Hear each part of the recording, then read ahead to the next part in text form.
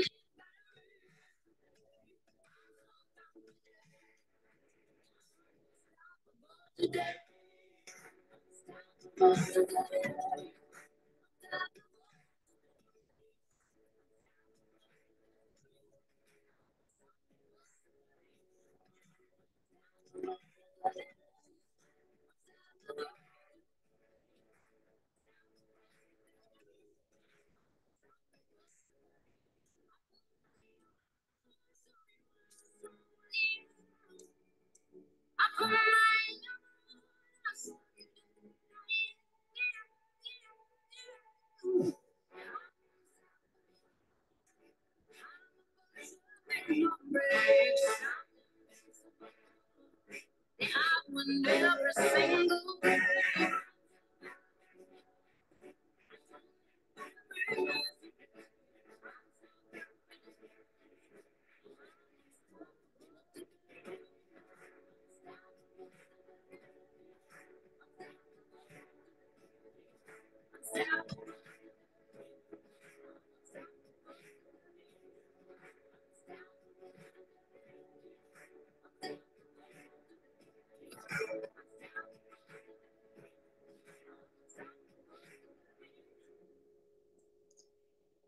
Yes, eh bien, ça va être en petit comité, il semblerait.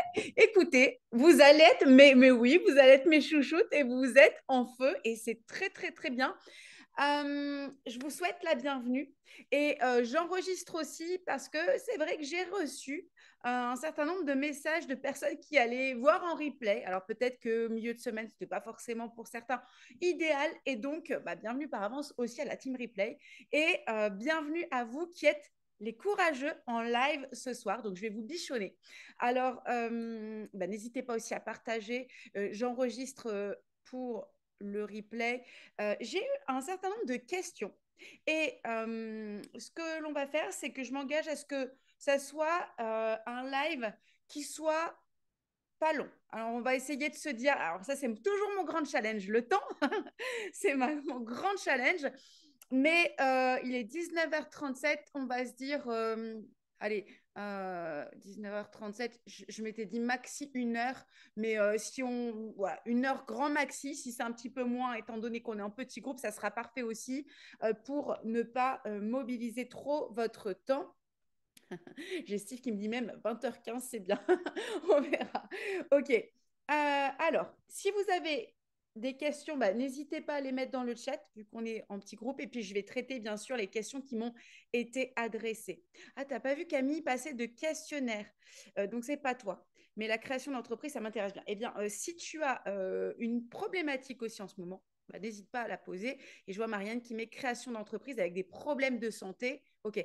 Euh, Marianne, est-ce que tu as déjà fait les démarches de création ou est-ce que c'est un projet? Et si oui, alors je sais que tu avais le projet dans le coaching. Voilà, n'hésite pas à me dire où tu en es. Pendant ce temps, je vais démarrer avec les questions qui m'ont été soulevées. Et vous allez prendre conscience que même si ce ne sont pas vos problématiques encore, euh, eh bien, l'autre ou les questions des autres sont toujours, toujours comme un miroir de vous, de ce que vous vivez. Donc, alors je vous lis la première question qui, à mon avis, va vous intéresser aussi. Je me suis très peu posé la question. Et donc, oui, comme je disais, sur les questionnaires, je n'ai pas fait exprès, c'était anonyme. Donc, pour les personnes qui auront la réponse, leur réponse en replay, je ne peux pas m'adresser par votre prénom puisque il y avait peut-être une rubrique, mais je ne sais même pas. En tout cas, j'ai tout reçu en anonyme. Donc, ce n'est pas grave. Au moins, votre anonymat est préservé. Il n'y a pas de, voilà, il n'y a pas de traitement de faveur parce que vous êtes tous à la même enseigne. Donc, la première question ou voilà, demande problématique, c'est ouais, Steve qui me dit c'est la RGPD. C'est parfait comme ça, exactement. Je me suis très peu posé la question sur un potentiel neuroatypisme, car le décalage que je peux parfois ressentir avec mes pairs est généralement à mon avantage. Pire, je me dis surtout que les autres ont plutôt un train de retard. Comment être certaine qu'on en fait partie et surtout que ce que serait cette neurodifférence. Donc, si je résume la question que tu poses ici, c'est tu as toujours, donc cette personne a toujours pressenti une différence, mais, mais sans vraiment savoir si c'est une différence ou pas, et surtout sans sentir ça comme un problème. D'accord. Donc, pour les personnes qui êtes en live, est-ce que c'est quelque chose qui vous concerne aussi? Est-ce que vous êtes déjà senti concerné par cette question?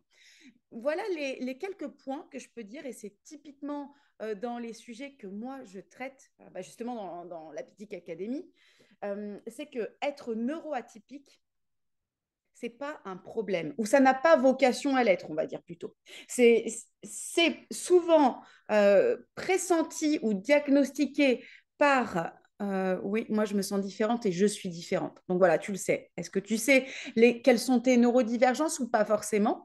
Euh, Par exemple, j'ai eu une remarque hier dans un échange sur LinkedIn avec une personne, un monsieur qui est HPI et qui est autiste, et qui me disait que son psychiatre utilisait une remarque que j'adore et je vous la donne. Il disait il y a une différence entre un fonctionnement autistique et un trouble autistique. Là, il parlait de l'autisme, par exemple. Et j'aime beaucoup cette remarque-là, une différence entre le fonctionnement d'une neurodivergence et un trouble d'une neurodivergence, ce qu'on appelle les TED, les troubles envahissants du développement. Nous, on connaît bien ça avec mon mari pour nos enfants parce que c'est par cette porte d'entrée qu'on est rentré dans ce monde-là. Mais combien d'adultes n'ont jamais su et découvrent, peut-être parce qu'il y a des difficultés, des troubles. Mais, donc, ok, pareil, je me suis toujours sentie en décalage avec un fonctionnement différent. C'est ça. C'est soit je sens que je suis en décalage parce que ça me pose potentiellement difficulté, mais ce n'est pas toujours quelque chose qui est perçu comme une difficulté. Par exemple, moi, dans mon propre cas, à part l'hypersensibilité qui, toute ma jeunesse, m'a quand même beaucoup posé difficulté parce que je sentais que j'étais trop, et le trop est très relatif, hein, aujourd'hui je mets de grosses réserves, mais trop sensible par rapport à ce qui était attendu. Mon intelligence, elle ne m'a pas posé difficulté parce que j'arrivais à rentrer plutôt dans les attendus. Mais par contre, ce qui peut vous faire, et ça a été mon cas, sentir en décalage ou fonctionnement différent, c'est l'énergie que ça vous prend de rentrer dans les attendus. Et moi, c'était surtout ça. C'est que ça me prenait une énergie que j'étais capable de donner, mais il y avait un coût. Il y avait un coût, c'était celui peut-être, je ne vais pas dire que j'étais malheureuse, hein, ce n'était pas le cas, mais celui d'une certaine forme d'épanouissement. Donc, voilà. Et je vous donne quelques éléments sur les neuroatypicités. C'est vraiment, alors ça, c'est ma spécialité, c'est ce que j'adore, traiter ça. Euh, c'est avant tout une façon différente de traiter l'information, une façon différente de percevoir le monde et d'interagir avec l'environnement. Euh, En fait, souvent, on a des intuitions. En tout cas, moi, c'est... Ouais, tu dis oui, Marianne. Moi, ce qui a vraiment marqué mon parcours pour me reconnaître ou sentir, avant de savoir tout ça, que j'étais différente, c'était vraiment cette notion d'intuition. Dans les relations, dans tout, je sais que si enfin, vous sentez les choses et c'est très difficile à mettre en mots parce que cette intuition, elle est là. Sauf que l'intuition, on est dans une société où elle n'est pas forcément valorisée. On va beaucoup plus valoriser l'intellect que l'intuition. Donc, par exemple, le HPI, avec son intellect, sera peut-être plus vite valorisé sur le plan de l'intelligence cognitive que lorsqu'il s'agit de sensibilité. Et en même temps, le HPI, et là c'est ce qui ressort, hein, alors je ne sais pas qui est cette personne, mais je pressens du HPI, en tout cas en fonctionnement d'intelligence, lui, là où il peut être en difficulté, ça sera plus par rapport aux autres. Parce qu'il va plus vite, parce que la barre est plus haute, parce qu'il voit tout de suite les conséquences, ce qui marche, ce qui ne marchera pas. Et c'est surtout souvent par rapport aux autres que cette divergence va être un petit peu compliquée. On nous le fait ressentir, surtout quand on est plus jeune et dans le travail. Bah oui, c'est vraiment par rapport aux autres en fait, hein. Donc, les questions que vous pouvez vous poser, sans, aujourd'hui, on ne va pas traiter de quelle neurodivergence vous faites partie, mais ouais, on est en décalage avec les autres. Mais il y a des questions que vous pouvez vous poser. Moi, j'aime bien commencer par celle-ci. C'est déjà la vitesse et donc la rapidité et la profondeur de votre réflexion. Est-ce que vous allez souvent plus vite que les autres? Ça, vous le savez, hein, vous l'observez. Est-ce que vous connectez les idées souvent plus vite que les autres? Et est-ce que vous êtes frustré quand les autres ne vous suivent pas? Ah, ça, c'est ouais, ok. C'est souvent le cas. Donc, on connecte plus vite, on va plus vite que les autres et on ressent de la frustration à ce que les autres n'aillent pas aussi vite que nous. Alors ça, par exemple, j'ai souvent le cas dans mes coachings en entreprise, par exemple de directeur ou de manager, surtout des managers, on va dire, qui sont entre plusieurs couches hiérarchiques et leurs collaborateurs. À moi, on me demande toujours de m'adapter, d'aller moins vite. Mais moi, quand est-ce qu'on va plus vite pour moi? Souvent une vraie difficulté qui est pointée. Pareil, j'ai l'impression d'avoir des raisonnements plus rapides et je ne comprenais pas pourquoi on trouvait ça incroyable. Et j'ai souvent des difficultés avec les relations superficielles. Ouais, carrément. Alors ça aussi, on se reconnaît complètement là-dedans. Moi, je suis mais vraiment incapable. Enfin, ça va me coûter beaucoup, beaucoup de parler de la pluie et du beau temps. Et très, très rapidement, je rentre dans des relations profondes qui concernent les relations, la personne qui elle est, ce qui l'intéresse, les sujets en profondeur. Bon, bah, je pense vous aussi.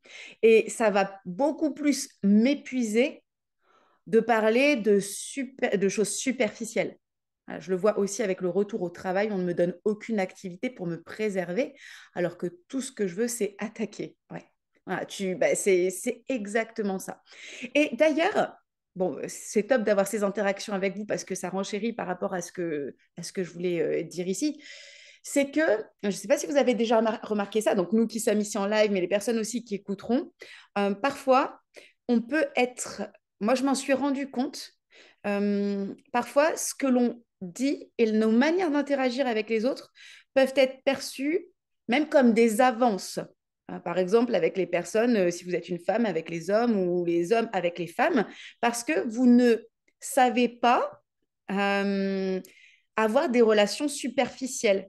Moi, par exemple, quand je discute avec des hommes ou des femmes, je vais très vite rentrer dans bah, qui tu es, qu'est-ce qui t'intéresse dans la vie, qu'est-ce qui t'anime, qu'est-ce qui te dynamise, qu'est-ce qui te met en... Voilà, qu'est-ce qui... Et donc forcément, euh, bon, on a une intuition. Donc on sait aussi, moi je sais poser les limites parce que j'ai l'intuition qui me préserve, mais sinon, je sais que ça peut être questionnant pour les gens qui ne comprennent pas ça. Est-ce que vous me suivez? Ouais. Donc ça, c'était une petite parenthèse par rapport au fait que les autres peuvent ne pas comprendre. Donc vitesse et profondeur de réflexion. Donc la différence dans les modes de pensée. On parle souvent chez les neuroatypiques, vous avez entendu cette expression de penser en arborescence. Et vous avez vu la dernière fois quand j'avais mis cette espèce de spirale, pour moi, c'est ce qui illustre aussi nos modes de pensée. On peut être dans une pensée plus intuitive, plus associative, ou certains sont beaucoup plus dans l'analyse. Voilà, alors Camille, toi, je pense que tu as beaucoup d'intuition, mais qu'il y a aussi cette analyse qui est très présente. Steve, lui, c'est un analytique. Marianne, je pense que toi, tu es une intuitive plus, et une sensible. Euh, Moi, je vais vous dire comment ça se passe. Et ça m'a toujours surpris, mais c'est comme ça.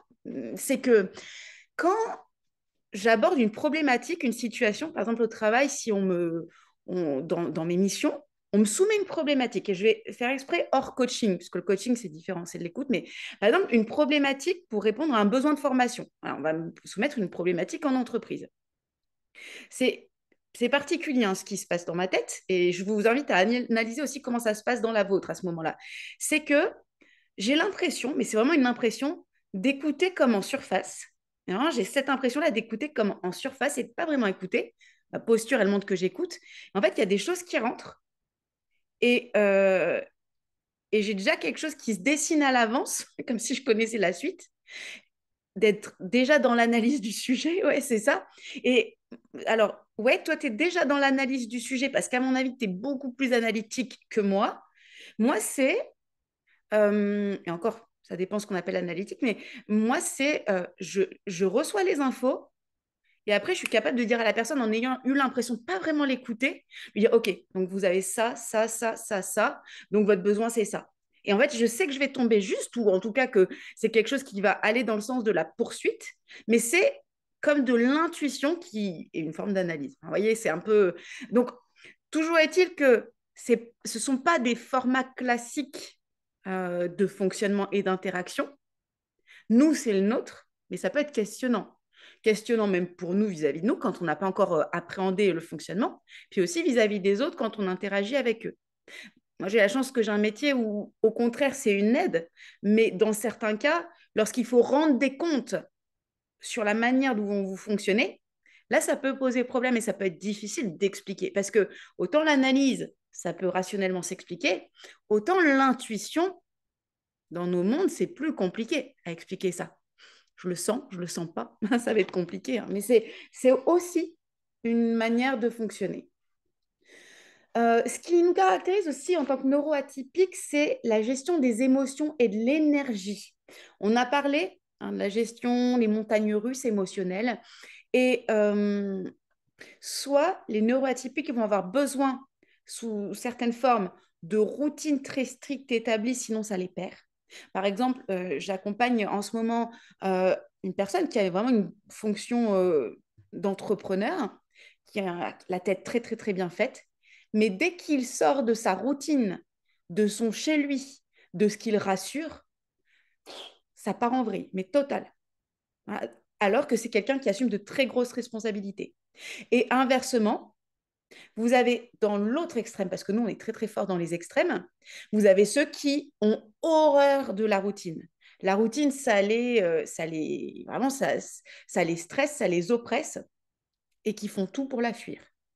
Puis bien sûr qu'il y a il y a des curseurs, hein. Il y a un curseur qui se déplace en termes d'intensité entre ces deux extrêmes. Ça, c'est souvent quelque chose que je remarque en termes de gestion des émotions et de l'énergie. Bon, dites-moi ici aussi, comment est-ce que vous, ça se passe, vos fluctuations d'énergie, vos fameuses montagnes russes émotionnelles? Est-ce que vous avez des pics très très hauts, très très bas, hein? Ouais, c'est souvent le cas. Voilà. Et c'est normal, ça va avec ce fonctionnement.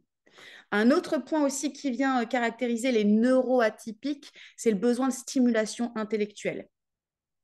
Besoin de stimulation intellectuelle, ouais. Euh, Ça, c'est quelque chose qui est très, très présent, avec une soif d'apprendre en permanence. Oui, Camille, elle crie aussi. Marianne, elle hoche de la tête, elle danse dans sa pièce. Voilà. Donc ça, c'est quelque chose d'extrêmement présent. Mais alors tous les atypiques que je connais, on a tous ce besoin de stimulation intellectuelle. Et en fait, alors ça, on le voit, j'ai un module complet dans la Pitic Academy qui traite de ça, de ce besoin. Et on va avoir différentes sortes dans nos traits neuroatypiques. Soit on va avoir des neuroatypiques qui ont le sentiment, je dis bien l'impression, d'être en mode surface, qui connaissent plein de choses sur plein de sujets parce que tout les intéresse, mais qui ont l'impression de n'avoir jamais été deep, deep, deep en profondeur, et donc qui se sentent, souvent on doit un peu travailler, un peu ou beaucoup, ce syndrome de l'imposteur, parce qu'ils savent plein de choses sur tout, mais ils se disent, mais je suis expert en rien. Alors, je ne sais pas s'il y en a ici qui se sentent concernés par ça, mais vraiment, ça, c'est ce qui ressort souvent, c'est qu'ils connaissent plein de choses sur tout, mais ils ne sont pas des experts dans beaucoup, beaucoup de sujets, ou alors ils vont avoir un grand sujet d'expertise. Ouais, tu fais un peu ça. Ah ouais. Ou alors, et ou, On va avoir mes apithiques, hein, comme je vous appelle, qui sont des experts d'un ou de deux domaines, mais vous voyez, c'est leur grand domaine. Moi, j'aurais plus ce côté-là. Par exemple, Steve, lui, bon, c'est un expert dans tout ce qui est informatique, etc. Je ne vais pas dire le contraire, mais par contre, je sais qu'il il est là, mais pour de vrai, il sait, entre guillemets, tout sur tout. Et c'est assez impressionnant. Et en fait, et d'ailleurs, j'en profite pour le dire parce que ces personnes-là, et je sais qu'il y en aura d'autres qui vont réécouter aussi en replay, peut-être que vous reconnaissez partiellement là-dedans, c'est qu'en fait, les HPI, ça n'est jamais de l'orgueil. En fait, un vrai HPI, il n'est pas orgueilleux. Bah, ça peut arriver, hein, je ne dis pas le contraire, parce qu'après, il y a un contexte. Si vous me dites Elon Musk, il n'est pas orgueilleux, bon, je pense que si quand même, mais je pense qu'il y a le contexte. Sinon, les HPI de notre quotidien, ils vont pas dire moi je suis intelligent, ils n'ont pas ce sentiment. Au contraire, plus vous êtes conscient plus vous êtes intelligent, je veux dire, plus vous êtes conscient de vos lacunes aussi. Ouais. Et ça, c'est un sujet sur lequel moi, j'ai eu beaucoup, beaucoup de mal parce que justement, plus vous avez un fonctionnement qui est poussé en termes d'intelligence au pluriel, plus vous êtes aussi conscient de vos défaillances. Quelqu'un qui pas spécialement, voilà, qui s'intéresse pas à ça, il va pas se poser la question, est-ce que j'ai des lacunes? Donc, voilà. Et ça, souvent, fait que les gens peuvent s'agacer par rapport au potentiel, notamment. Ah, mais lui, c'est toujours tout. Ah, mais toi, tu sais tout. Ah, toi, tu es monsieur, je sais tout. Et très honnêtement, avant de connaître tous ces sujets-là, moi, j'ai pu le dire à Steve avant, dans le passé. Ouais, mais toi, de toute façon, tu sais toujours tout sur tout. Parce que ça m'agaçait, en fait. Parce que ça vous renvoie à vos propres manques. Et donc, ça, en entreprise, c'est difficile. Parce que le HPI ne fait pas exprès. Mais en fait, la vérité, c'est qu'il sait plein de choses. Moi, je suis plus ce profil-là qui, mes passions, alors là, je suis intarissable et puis bah, c'est mon domaine. Par exemple, tout ce qui est neurosciences, psycho, fonctionnement humain, cognitif, tout ce qui est autour du développement personnel, du coaching, enfin, vous regardez, vous allez à la Fnac, vous prenez tout le rayon de livres, bah, vous le multipliez par 3, puis vous avez ma bibliothèque. C'est c'est un peu ça. Voilà, j'ai une pièce complète remplie de livres. Donc, on a des fonctionnements qui sont de cet ordre-là, mais on a toujours besoin de stimulation intellectuelle.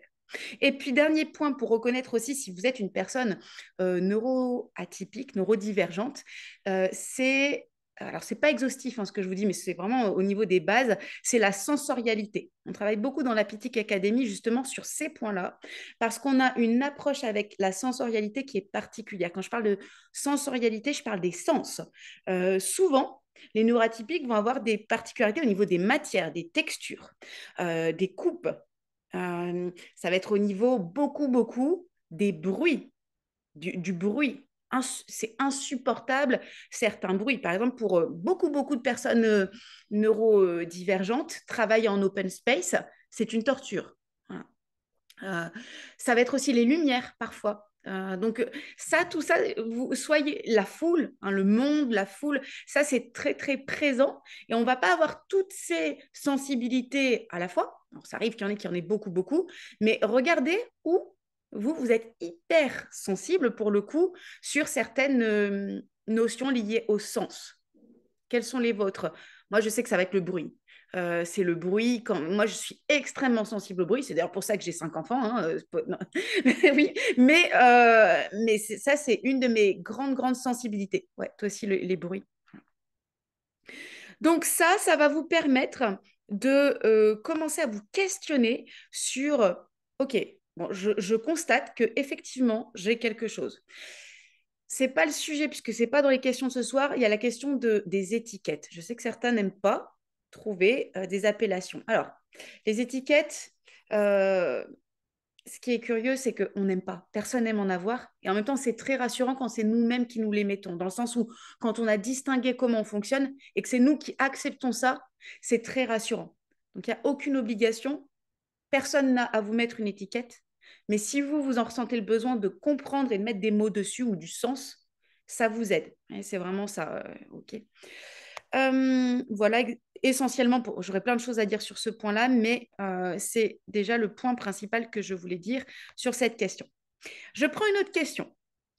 Et ça va répondre aussi sur l'entreprise. Ayant du mal, et c'est celle que je pensais que Camille, c'était toi. Ayant du mal à trouver ma place en entreprise, je me sens de plus en plus attirée par l'entrepreneuriat. Cependant, trouver ma voie, en majuscule, reste un défi. J'ai besoin d'exceller dans un ou plusieurs domaines, mais je ne sais pas comment structurer ce projet. Comment pourrais-tu m'aider à passer les premières pierres de mon édifice? C'est une bonne question. Souvent une question qui arrive, hein. J'ai envie de, mais je ne sais pas exactement quoi. Alors, moi, j'ai envie de prendre les choses à l'envers. Parce que est-ce que la vraie question, ça ne serait pas, au lieu de quelle est ma voie, est-ce que ça ne serait pas plutôt comment est-ce que je peux créer un projet qui me ressemble et qui me donne envie d'avancer chaque jour. Parce que j'entends derrière cette question que je ne suis pas super bien puisque je ne trouve pas ma place en entreprise. Et donc, l'entrepreneuriat m'attire parce que je n'ai pas ma place dans l'entreprise. Donc, c'est un écho direct avec ce que j'ai évoqué dans les autres masterclass où je disais que ce n'est pas qu'on a besoin de créer son entreprise, c'est qu'à un moment donné, si trouver ma place est difficile, je vais ressentir le besoin de créer ma propre place. Et donc, là, dans ce cas-là, je t'invite à comprendre ton propre appel de l'entrepreneuriat. C'est vraiment d'aller creuser ça déjà, comprendre son appel à l'entrepreneuriat avant de déterminer c'est quoi ma voie, etc. Qu'est-ce qui m'appelle dans l'entrepreneuriat? Est-ce que c'est le manque de liberté, de créativité, d'impact? Et donc j'ai besoin, quelle est sa vision du monde? J'ai besoin de plus de liberté, j'ai besoin de plus de créativité, j'ai besoin de plus d'impact. Est-ce que c'est parce que mes idées, ma vision, justement, ne rentre pas dans le moule de l'entreprise ou des entreprises que j'ai côtoyées jusqu'à présent?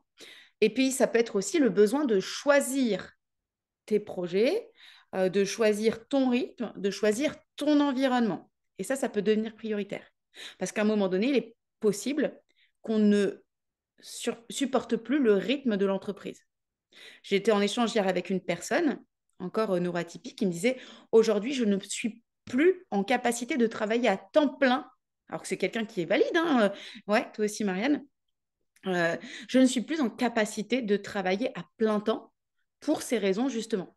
Donc, c'est pour ça que vous avez besoin, avant de dire quelle est ma voie en tant qu'entrepreneur, OK, pourquoi, quelle est la raison pour laquelle je veux devenir entrepreneur? Parce qu'une fois que j'ai identifié, il n'y a pas de gêne à dire les choses là, mais au moins c'est clair et vous allez pouvoir partir autrement que de se mettre la pression sur qu'est-ce que je veux faire, qu'est-ce que je veux faire. Donc après, il y a le OK, c'est quoi ma voie là-dedans? Donc bon, on travaille tout ça hein, sur le parcours de la Pitic Academy pendant 9 mois, et même avant les 9 mois, vous avez déjà bien creusé, mais on identifie, et ça, vous pouvez le faire, hein, commencer à le faire, quels sont mes super pouvoirs. Ouais, quels sont mes super pouvoirs? Qu'est-ce qui... Et moi, surtout nous, on est des passionnés. Donc, de quoi est-ce que vous pourriez parler pendant des heures non-stop sans jamais vous fatiguer? Camille, est-ce que c'est de yoga? C'est ça? Marianne, de quoi est-ce que tu pourrais nous parler pendant des heures sans jamais, hein, sans jamais te fatiguer? Et ben ça fait partie de vos super pouvoirs. Ensuite, c'est pas parce que j'adore parler. Je prends l'exemple du yoga. Hein, peut-être que c'est pas ça, hein, Camille. Mais admettons, peut-être que je peux parler du yoga pendant des heures. J'adore ça.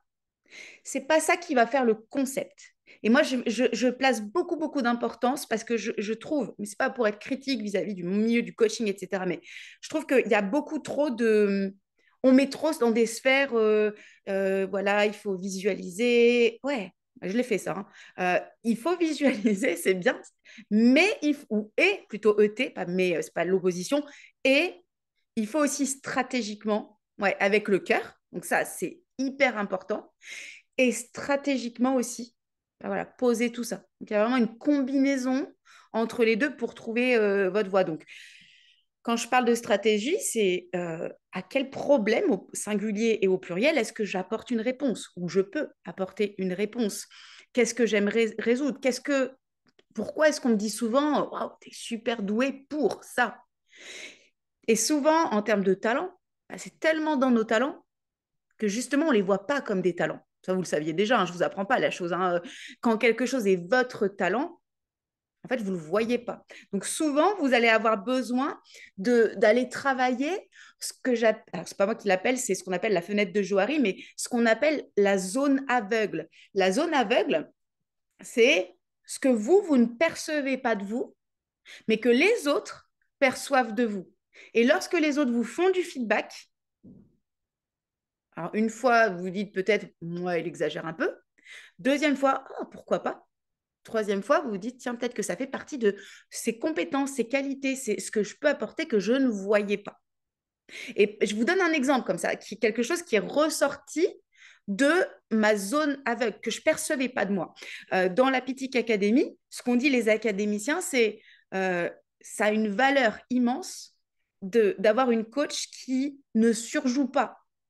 Alors, je ne suis pas là en train de pleurnicher, raconter mes problèmes, etc. Mais par contre, je suis transparente. C'est-à-dire que je ne vais pas faire m'inventer une vie de succès, que je n'ai pas, si ce n'est pas le cas. Et je raconte aussi mes challenges, parce que mes propres challenges avec lesquels je conduis mon entreprise, mon business, mais aussi parfois mes situations personnelles, bah, c'est beaucoup plus inspirant parce que je suis une coach de vraie vie. Et ça, je ne m'en rendais pas compte. Vous voyez. Et ça a éclairé ma zone aveugle. Et à partir de là, je me suis beaucoup plus autorisée à partager ce que je vivais parce qu'en fait, ça inspirait plus qu'autre chose. Alors que moi, auparavant, je me disais, ça ne se fait pas trop. Et en fait, c'est beaucoup plus inspirant. C'est même plus du mentoring que du coaching pour le coup. Même si j'adore le yoga, je ne suis pas sûre que ça me stimule suffisamment intellectuellement pour ne faire que ça. Donc, c'est aussi pour ça que je ne me suis jamais lancée. Je comprends. Je comprends. Ça veut dire que bah, tu verras, il y a une des questions qui arrive qui pourra peut-être te donner des pistes. Moi, je m'en suis aperçue très jeune car à l'époque, je voulais être prof de maths. Donc, je sais que j'aime bien transmettre et aider les autres. Ok. Ah, je ne savais pas que tu étais forte en maths, Marianne. Ok.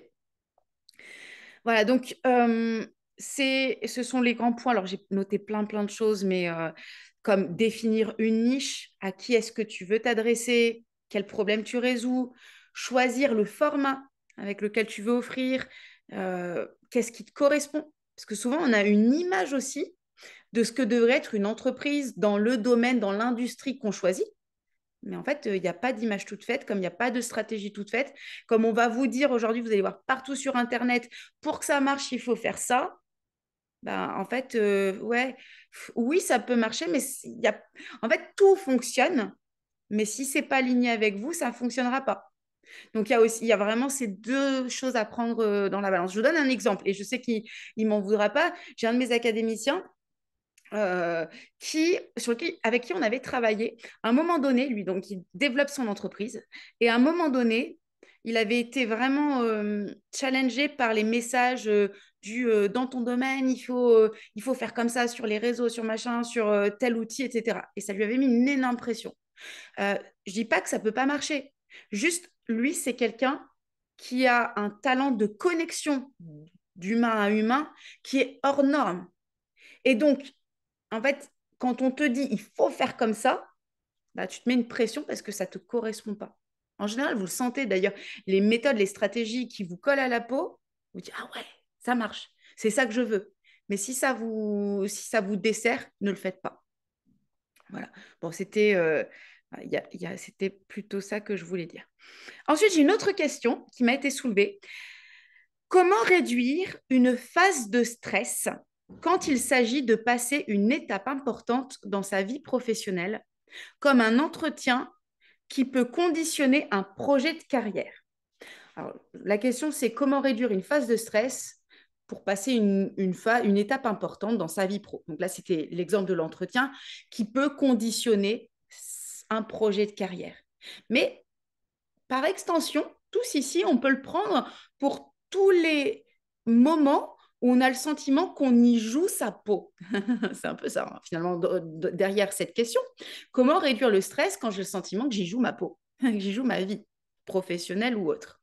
Et justement, je fais exprès d'aller dans cet excès parce que, à vrai dire, quand j'ai un stress comme ça intense, qui est tout à fait compréhensible, hein, c'est compréhensible. Mais c'est que j'ai tendance, c'est un jeu généraliste, à me positionner sous deux angles de vue ou deux angles de position. Et nous, les neuroatypiques, on est très, très fort là-dessus parce qu'on est entier et on est extrême. C'est un peu, c'est ce que j'appelle les polarités. D'ailleurs, on y travaille dans l'académie. Les polarités, c'est tout ou rien chez les neuroatypiques. C'est le chaud, le froid, le jour, la nuit.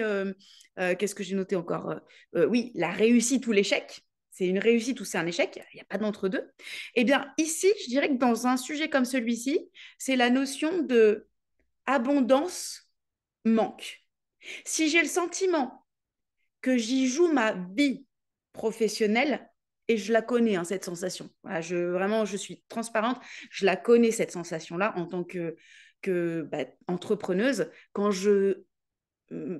j'espère, c'est de l'espoir, hein, quelque part, qu'une mission soit OK, que je décroche une mission, que je décroche un contrat, il y a en fait, c'est parce que on est dans une posture de manque vis-à-vis d'abondance. Autrement dit, si j'ai un tel stress que je me dis, ah, ça conditionne ma carrière, ça signifie que quelque part, je considère que la ressource est en manque, en insuffisance. Vous me suivez? Et que si la réponse est non, si j'ai pas cette ressource-là, quelque part, c'est fini pour moi. Alors que si je me positionne et je fais ce travail, et moi vraiment c'est vraiment mon challenge de transposer cette peur de manquer, parce que ça, c'est une de mes peurs, hein. Moi, enfin, dans ma vie, dans mon parcours de vie, c'est la peur du manque. Donc, on a tous des peurs différentes. Moi, c'est vraiment la peur du manque, elle est très, très grande chez moi. Donc, je vais transposer cette peur du manque vers un sentiment d'abondance, dans le sens où je visualise que si cette opportunité fonctionne, ce sera formidable. Et, et ET, si ça fonctionne pas, si c'est pas ça, ça sera formidable aussi. Et ça, c'est vraiment un conditionnement sur lequel j'amène mon esprit. Parce que ce qui se passe, c'est que derrière, ça enlève du stress. Il reste que la joie de la possibilité, de la probabilité que ça fonctionne. Je vous donne un exemple très, très pratique, hein, que j'ai vécu. Avant le lancement Unstoppable, j'ai une personne certains le savent, hein, je leur ai raconté à certains, notamment mes académiciens et puis certaines personnes des apitiques dans la formule Happy Coaching.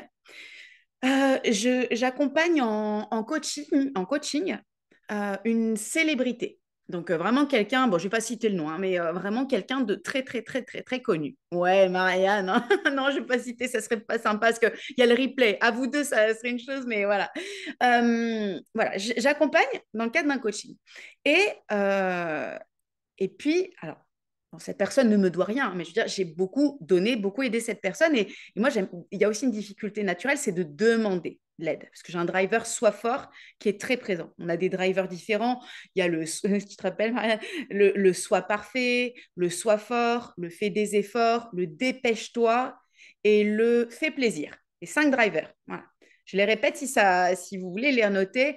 On a le soit parfait, fais des efforts, dépêche-toi, fais plaisir et sois fort. Donc, vous pouvez repérer justement quels sont vos drivers. Ce sont des messages contraignants qu'on a tous dans notre tête et qui, à la fois, nous fait faire le meilleur, mais à la fois, nous crée le plus de stress. Et là, on parle de stress. Moi, j'ai un driver très, très présent chez moi, c'est sois fort. Ouais, je suis costaud. C'est pas physiquement, c'est le sois fort dans ta vie. Et donc, c'est le sois fort, il va pas demander d'aide, il va dire que tout va bien, il va garder la face même quand ça va pas.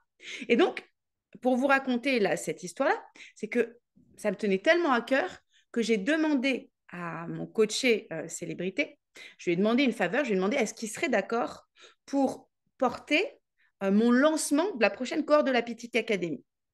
Et là, bah oui, non, mais pour certains qui n'ont pas ce driver-là, tu en as d'autres, hein, Marianne, mais pour ceux qui n'ont pas ce driver-là, ça semble une évidence. Et d'ailleurs, j'en ai parlé avec quelques amis, puis avec Steve aussi, qui m'ont tous dit, bah ouais, c'est un peu normal, et puis il sera ravi de te donner un coup de main. Moi, ça me coûtait.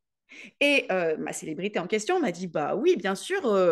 Il m'a dit, ouais, ouais, bah, dis-moi ce qu'il faut que je fasse, et puis je te le fais, hein, si je peux te donner un coup de main. Moi, j'étais là, contrepartie financière, il m'a dit, non, non, moi, si je te donne un coup de main, c'est vraiment, ça me fait plaisir. Oh, waouh!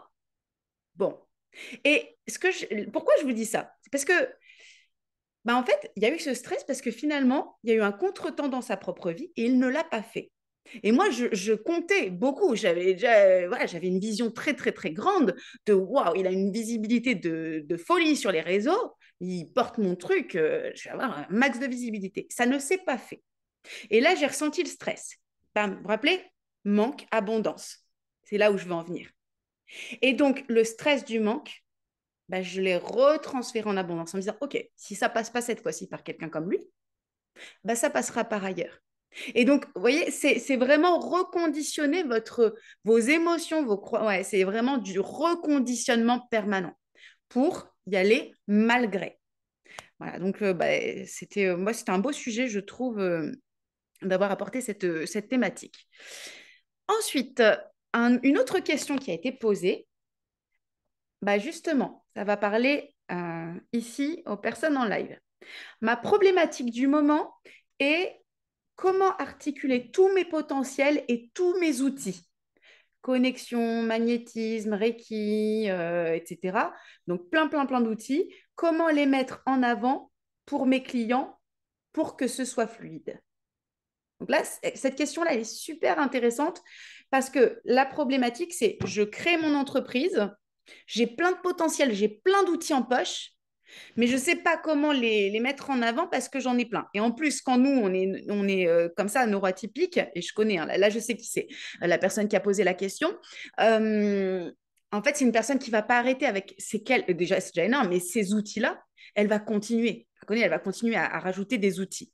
Donc, en fait, ce que je veux dire dans ce cas-là, c'est que j'ai remarqué que ouais, alors Marianne, tu dis commencer par les plus importants. Alors oui, c'est déjà la base. Qu'est-ce qui prime dans tout ça? Et souvent, j'ai remarqué une chose, c'est que lorsqu'on bloque sur les techniques, comment est-ce que je juxtapose les différentes techniques que je veux proposer? C'est qu'on se positionne à partir des outils qu'on possède et pas à partir du concept. Et le concept, il vient de nous, de ce qu'on crée, de qui on est à partir de nous. Moi, j'ai connu ça au début, alors même pendant plusieurs années, hein, à chaque fois que je rajoutais un nouvel outil, je me disais, waouh, c'est bien et tout. Mais comment maintenant je le mets en place? Par exemple, bah, oui, j'avais fait ma certification de PNL. Donc au début, j'étais PNL, ouais, programmation neurolinguistique. Après, j'ai appris d'autres outils. Donc j'étais là. Et puis après, j'ai passé la certification de coach. Donc après, c'est le coaching dont je parlais plus que la PNL. Puis après, j'ai passé mon MBA que j'avais fait dans voilà, management commerce. Donc j'ai beaucoup parlé stratégie, etc., management. Et en fait, là où c'était problématique, c'est que je parlais de technique. Et les gens, ils ne cherchent pas, ils s'en fichent de la technique. Moi, cette personne-là, voilà, si je m'adresse à elle, et comme j'ai cité aucun prénom, je ne vais pas citer le prénom, mais je ne vais pas venir la voir parce qu'elle est spécialisée de Reiki. Je ne vais pas venir la voir parce qu'elle est spécialisée de connexion animale. Je vais pas venir. Alors, peut-être que si je sais, par exemple, si j'ai un problème avec mon chat et que je sais qu'elle fait ça, oui, peut-être. Mais globalement, je vais aller la voir parce que c'est elle et parce qu'elle a créé un univers autour de tout ça.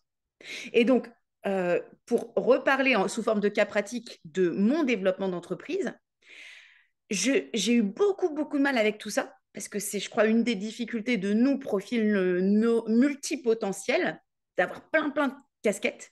Donc là, justement, Camille, bah, l'histoire du yoga peut faire écho pour toi, hein. Oui, évidemment, si tu t'enfermes là-dedans, ça risque d'être compliqué pour toi à gérer. Et j'ai une personne que je connais d'un mentoring dont on avait fait partie, d'un membership dont je faisais partie moi aussi il y a quelques années, qui est dans le yoga. Et si ça t'intéresse, tu me diras, je te passerai son profil, tu iras consulter parce que elle ne fait pas que ça. Parce que elle, c'est vraiment un profil pareil et ça l'enfermerait, je pense. Et donc, moi, ça m'enfermait. Et à un moment donné, en fait, j'ai réussi intuitivement, à force, de transformer ça en...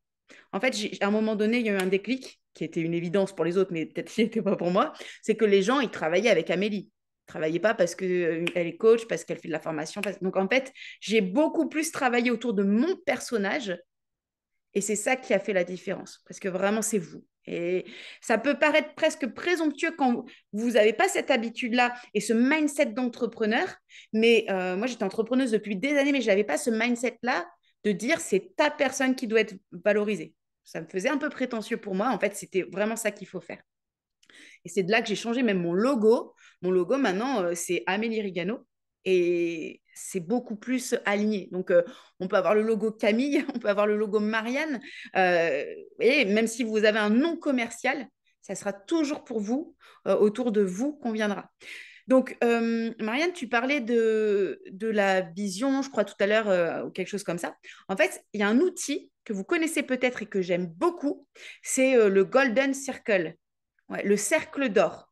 Le Golden Circle, c'est Simon Sinek, Simon Sinek, Simon Sinek qui en a parlé, qui l'a mis en avant, le cercle d'or. Et le cercle d'or, c'est vous dessinez un cercle avec 4 parties dans ce cercle et vous allez réfléchir sur votre... Alors, moi, je vous conseille de commencer dans le sens là, c'est parce que dans le cercle d'or, vous avez vos talents, vous avez vos valeurs, vous avez votre mission et vous avez votre vision. En général, je conseille de commencer par vos talents. Donc, qu'est-ce que vous savez bien faire? Un talent, c'est qu'est-ce que je sais bien faire naturellement, même si ça demande de l'apprentissage, hein, mais c'est assez aisé et fluide pour moi, même si ça demande beaucoup, beaucoup, beaucoup de travail. Hein. Mais qu'est-ce que je sais bien faire de façon plutôt aisée, qui me procure du plaisir quand je le fais. En général, quand c'est un talent, on aime. En tout cas, ça nous donne une forme de plaisir.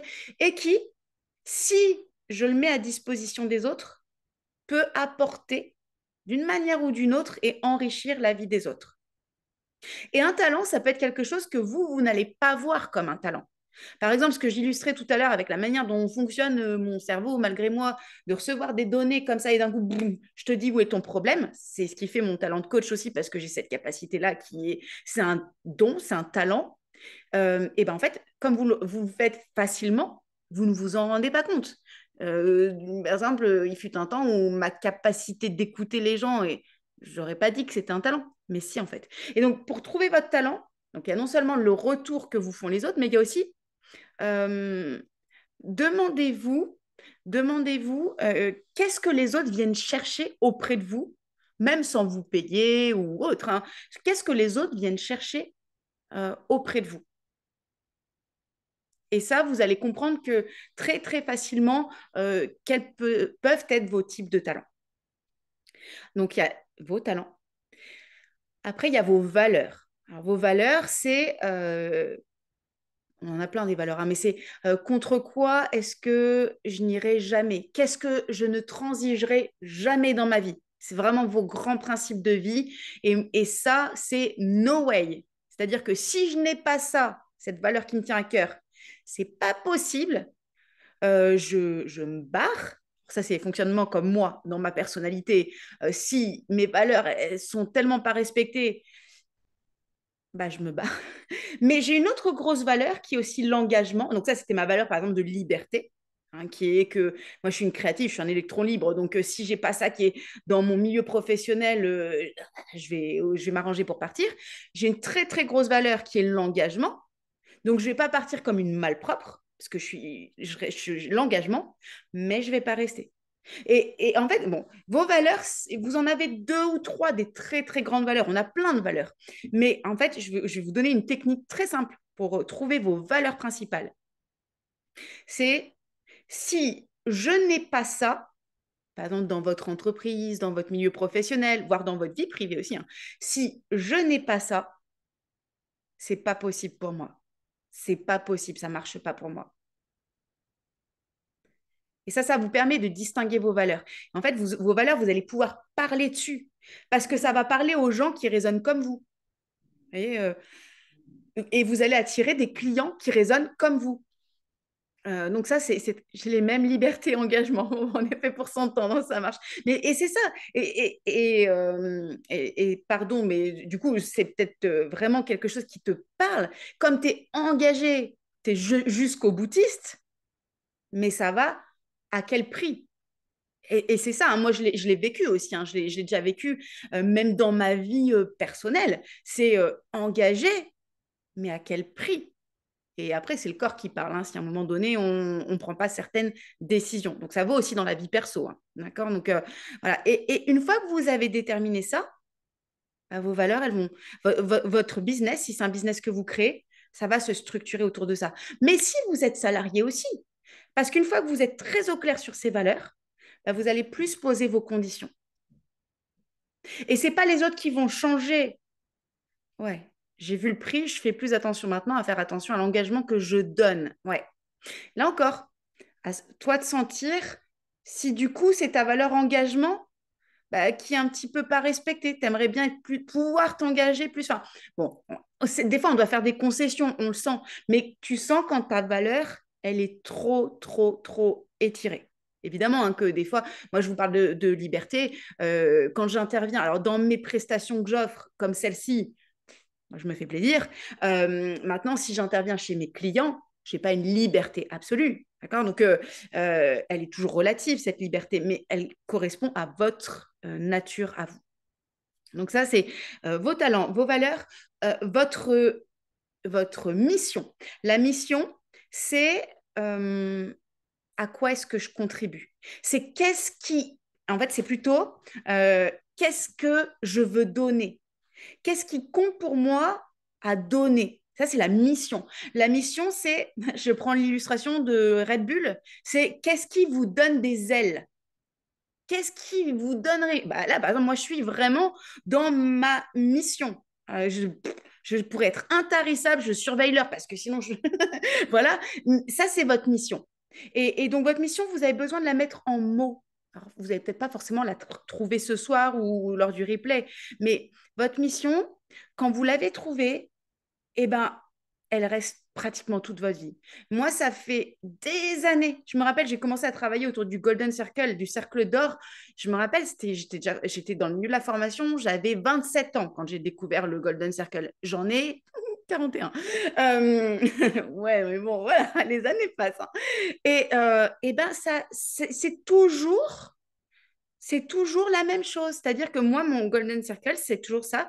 C'est la jeunesse, elle est relative, mais oui. C'est grandir et faire grandir, apporter du sourire et de la magie. J'ai toujours dit ça.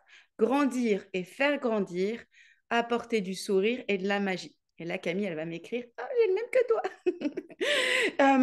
Parce qu'en fait, c'est vraiment mon moteur. J'ai besoin de contribuer à amener les personnes vers l'élévation. D'où cette. Bah, vous voyez, après, à cette époque-là, je n'avais pas le mot potentiel. Mais c'est ça, en fait. Hein. C'est révéler les potentiels. Et grandir, c'est aussi, moi aussi, j'ai besoin de travailler mon propre potentiel. Et apporter du sourire et de la magie, c'est parce que pour moi, ouais, on a toujours 18 ans, mais oui. Hein. Moi, je me suis arrêtée à 27-30. Ça me va bien. Hein. Pour moi, le faire de façon fluide, où les gens ne savent pas pourquoi ni comment, mais il s'est passé un truc magique, ça, c'est vraiment quelque chose, c'est ma mission. D'apporter des transformations de façon facile, avec le sourire, et que ça soit waouh. Voilà. Et c'est pour ça que moi, j'aime pas trop le personnage en tant que tel, je suis pas fan, mais les gens m'ont souvent donné le surnom de fée clochette parce qu'il y a ce petit côté, voilà, voilà, petite baguette magique, mais c'est vraiment ma mission. Et moi, je suis heureuse quand j'ai accompli cette mission.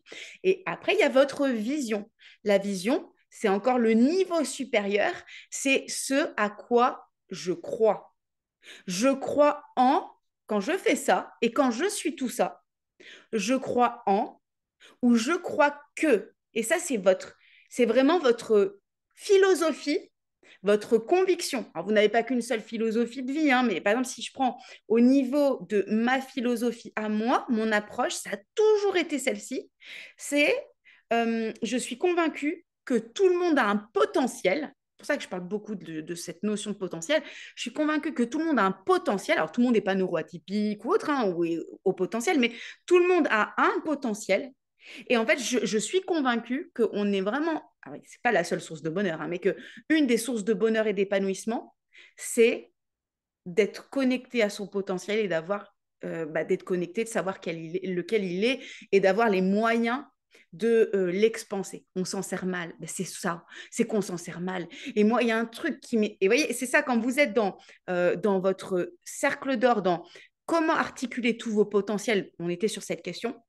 En fait, il y a qu'est-ce qui vous fait mal? C'est insupportable au-delà des outils. Moi, il y a un truc qui m'est insupportable, mais vraiment, c'est de voir des gens malheureux faire ce qu'ils font tous les jours et d'aller au même endroit tous les jours. Je comprends pas. Vraiment, ça me dépasse. Attention, hein, je suis pas. Je sais que des fois dans la vie, il y a des moments où il faut faire des choses qu'on n'aime pas. Il n'y a pas de souci. Mais à un moment donné, on est quand même dans une société où on a des moyens de se former, de changer, vous voyez, bon, c'est ça. Alors, Camille qui dit, pour moi, c'est le fait de participer à quelque chose qui contribue au meilleur. J'étais vraiment alignée en travaillant dans la recherche biologique car je participais à trouver une thérapie génique sur les trisomies. Wow. Ah, c'est beau. Ah ouais. Aujourd'hui, j'aide les autres à faire leur travail pour avoir ce sentiment d'utilité. Est-ce que si je lis dans les lignes, c'est moins nourrissant pour toi que en termes de hiérarchie, de contribution? Tu vois, est-ce que tu y mets moins d'importance que là, tu avais le sentiment presque de sauver des vies? Tu vois, est-ce que c'est ça aussi? C'est vraiment beau. Yes. Ouais, ok.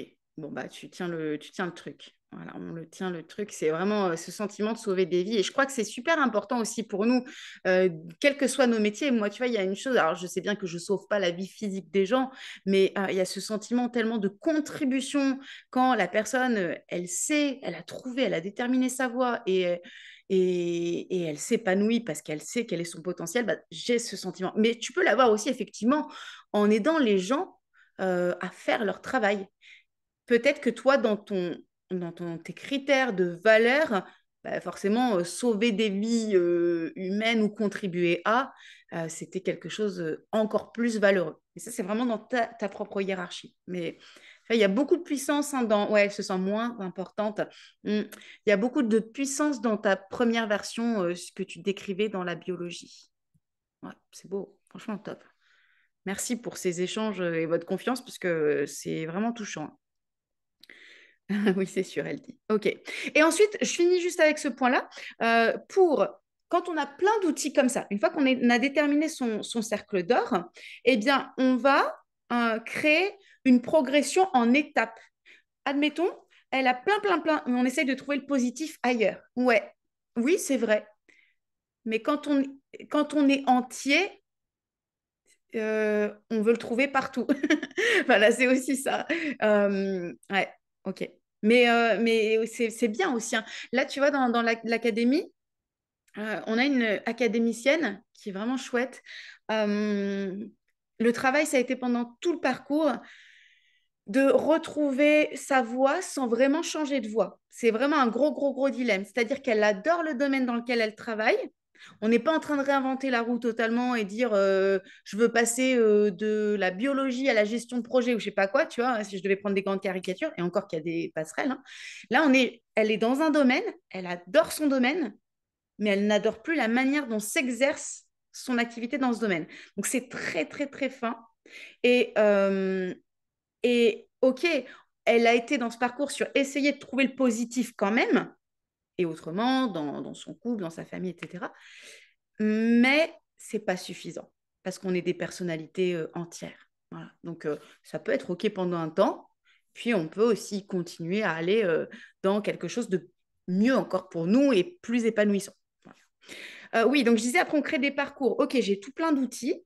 Qu'est-ce qui crée de la connexion et de la clarté avec ma clientèle? Par exemple, dans le cas de ces prestations-là, ces connexions, identifier les blocages chez les personnes. Là, ensuite, OK, connexion et clarté. Libération, qu'est-ce que j'apporte qui libère dans la vie? Là, par exemple, le Reiki, le magnétisme, etc. C'est quelque chose qui vient apporter un plus. Donc, j'apporte de la clarté, je libère, et après, j'active ou j'intègre par des techniques de coaching, d'accompagnement, des pratiques qui vont ancrer le changement dans la vie d'une personne. Ce que je veux dire par là, c'est que on peut apporter, au lieu d'outils, on peut apporter à notre client une progression qu'il peut concevoir, qui est logique et qui dépasse l'outil. Moi, par exemple, aujourd'hui, qu'est-ce que je dis à mes coachés? C'est rentrer dans la Pitic Academy, on va développer votre potentiel un niveau que vous ne connaissez pas. Et après la Pitic Academy, bah, déjà, vous pouvez rester encore dans les cours suivants puisque vous y êtes dedans une fois pour toutes. Mais après, moi, j'ai des projets de proposer des parcours qui vont faire, OK, maintenant vous avez ça, et ben, vous avez votre grand potentiel et vous l'avez mis en place. Bah maintenant, on va le développer, puis on va créer une multinationale. Et enfin, je vois grand. Je ne l'ai pas encore fait, hein, ce parcours-là. Mais vous voyez, c'est un peu l'idée. C'est vous offrez le parcours. Mais là, je parle même plus d'outils. C'est-à-dire qu'aujourd'hui, quand je vous fais un exercice de PNL ou de coaching, je ne suis pas en train de vous dire, alors là, je vais te faire un exercice de... On s'en fiche. Voilà, c'était vraiment mon petit laïus là-dessus. Voilà. Je vois l'heure qui est... si vous voulez, juste un dernier point qui sera très rapide. J'ai eu une question. Ma famille et mon cercle d'amis proches ne me soutiennent pas du tout. J'ai créé mon entreprise et personne ne semble croire en moi. Comment faire? Bon, je finirai juste sur cette question-là, parce que c'est quelque chose que vous vivrez peut-être, et je vous le souhaite vraiment pas, mais que vous pouvez vivre quand vous allez développer votre entreprise. Ça, je préviens toujours mes entrepreneurs que je forme quand ils sont au balbutiement de leur entreprise. Je dis toujours cette même chose, c'est vos proches, très très proches, ne vous soutiendront pas. Donc, s'ils ne le font pas, vous n'avez pas à leur en vouloir, ils ne le feront pas. Par contre, s'ils le font, ou ceux qui le font, soyez reconnaissants parce que c'est précieux. Vous voyez, c'est vraiment cette grande nuance. Ne vous attendez pas à avoir le soutien des proches, mais ceux qui vous le donneront, c'est vraiment précieux et chérissez cette chance de l'avoir. En fait, les gens, lorsque vous allez créer votre entreprise, ils vont plus vous reconnaître. C'est pas que vous allez changer, mais c'est qu'ils ne vous connaissent pas sous cet angle-là d'entrepreneur, de chef d'entreprise, de créateur. C'est pas eux qui ont fait ce choix. Même votre conjoint, c'est pas lui qui a fait le choix. Même vos parents, même vos frères et sœurs, même votre meilleur ami, c'est pas lui qui a fait le choix ou elle. Et donc, vous allez être parfois frustré, déçu, parce que bah, c'est pas eux qui vont vous aider. C'est pas eux qui vont vous envoyer leur soutien quotidien et c'est pas eux qui vont vous donner des opportunités. Ils ont peur de leur propre peur. Mais c'est exactement ça. Ils ont peur du changement, ils ont peur de vous voir changer, ils ont peur, c'est leur projection. Et ça, on le sait, hein. Mais entre le savoir consciemment et le vivre, quand vous avez besoin de soutien entrepreneurial, c'est autre chose. Moi, je l'ai vécu, vraiment. Alors, j'ai un mari qui me soutient. Maintenant, pendant des années, il ne savait pas techniquement comment m'aider. Et moi, des fois, j'avais vraiment des attentes envers lui. Tu m'aides pas, pourquoi tu m'aides pas? En fait, c'est que mon entreprise, c'est moi et c'est pas lui. Et donc, c'est vrai qu'aujourd'hui, il a plus compris comment il pouvait m'apporter de l'aide, mais ça reste moi et c'est pas lui. Tout comme, bon, j'ai quand même la chance d'avoir un mari qui me soutient énormément. Mais mes proches, ce sont pas eux qui vont me... Par exemple, combien de fois j'ai été déçue avant, plus maintenant, que mes très proches, qui travaillent des fois dans des grosses entreprises, ne me recommandent pas pour faire de la formation, du coaching. En fait, c'est parce que nous, on a des attentes qui sont indues. Voilà. Moi, en tout cas, c'est comme ça que je le perçois. En n'ayant plus d'attentes vis-à-vis des autres, eh bien, je les libère inconsciemment. Je ne vais pas leur dire, mais je les libère et je me libère aussi parce que je m'ouvre d'autres opportunités. Et en libérant vos proches, et c'est ça que j'ai vu, alors même avec Steve qui est là, hein, mais même avec certains, en les libérant sans jamais rien dire, mais en les libérant des attentes, en fait, certains sont revenus en me donnant de l'aide des fois ou des choses que je n'avais pas sollicitées, que j'attendais plus. Donc, vraiment, si un jour vous passez par ça et vous avez cette déception qui est légitime, évidemment, bah, libérez-les et libérez-vous des attentes vis-à-vis des autres. Par contre, créez-vous un cercle, même restreint, mais un cercle qui vous permet de poser, de déposer, d'avoir un certain soutien. Alors, ça, si vous rentrez dans la Pitic Academy, c'est aussi là pour ça.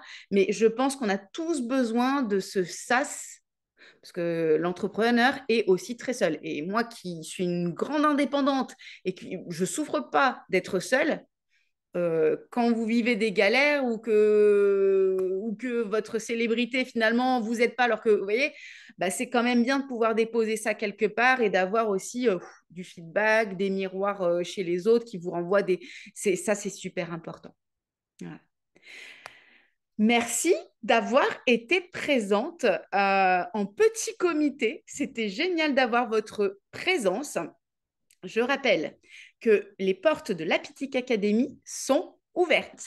On démarre le 10 février. Donc là, j'ai déjà quelques personnes qui se sont manifestées. C'est un parcours qui est, vraiment, je peux vous le dire, c'est un parcours qui va changer votre vie dans le sens où il n'y a pas d'équivalent dans tout ce que vous avez dû recevoir par mail. Si ce n'est pas le cas, notifiez-moi en privé. Je vous ai envoyé avec la fiche complète du parcours. Je ne sais pas si vous l'avez bien reçu, mais vous allez vraiment voir tout ce qu'il y a dedans. Les deux aspects, la partie neuroatypique, la partie coaching et les live coaching qu'on a ensemble hebdomadaire, quasiment hebdomadaire. Il existe des possibilités de prise en charge financière par CPF ou par d'autres voies. Donc voilà, ça c'est plus passer directement par moi plutôt que par le grand groupe, hein, évidemment, c'est en individuel. Mais si vous avez cette opportunité de vous offrir ça, c'est vraiment une belle chance que vous allez vous offrir. Et je suis engagée et suffisamment libre pour vous apporter de nouveaux outils au fur et à mesure de vos besoins. Merci beaucoup de votre présence. J'ai pas tout à fait respecté le temps. J'ai fait au mieux. Voilà. Quelle est la pépite avec laquelle juste vous repartez? Qu'est-ce que vous avez appris sur vous? Qu'est-ce que vous vous êtes dit sur vous aussi? Et puis après ça, je vous souhaite une merveilleuse soirée. Merci beaucoup, Camille.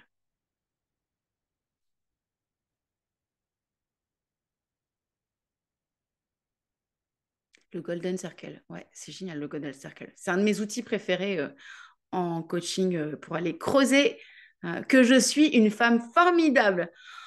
Si tu avais besoin, alors oui, tu es une femme formidable, tu l'es.